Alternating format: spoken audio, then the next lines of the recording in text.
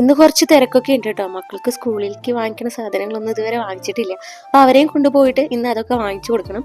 അതുകൊണ്ട് തന്നെ ഇന്നതേ മക്കൾ രണ്ടുപേരും നേരത്തെ എഴുന്നേറ്റിട്ടുണ്ട് കേട്ടോ, നല്ല ഉഷാറില്. അപ്പോൾ അതേ കാലത്തേക്ക് ഞാൻ ചെറുപയറാണ് കേട്ടോ വെച്ചത്. അപ്പോൾ ഈ ചെറുപയർ പുട്ടിനും കൂടി എടുക്കാം, അതേപോലെ തന്നെ ലഞ്ചിനും എടുക്കാമെന്ന് വെച്ച് ഞാൻ വെച്ചു. പിന്നെ ചീരയും പരിപ്പും വെക്കാമെന്ന് വിചാരിച്ചു. നമ്മുടെ ഈ വീടിൻ്റെ ഈ ഫ്രണ്ടിൽ ഈ ഒരു സൈഡിലായിട്ട് 2 ചീരയുടെ കട ഞാനിങ്ങനെ കളയാതെ നിർത്തിയിട്ടുണ്ട്.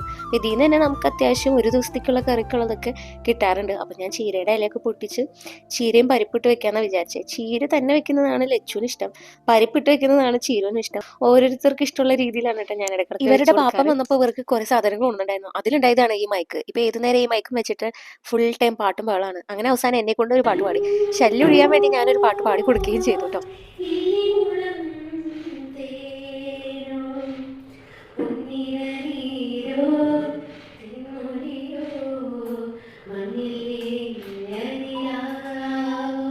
അപ്പൊ ഇന്നത്തെ വിശേഷങ്ങൾ ഇത്രയൊക്കെയുള്ളൂ. മറ്റു വിശേഷങ്ങളായിട്ട് നമുക്ക് വീണ്ടും കാണാം. അതുവരെയും ബൈ.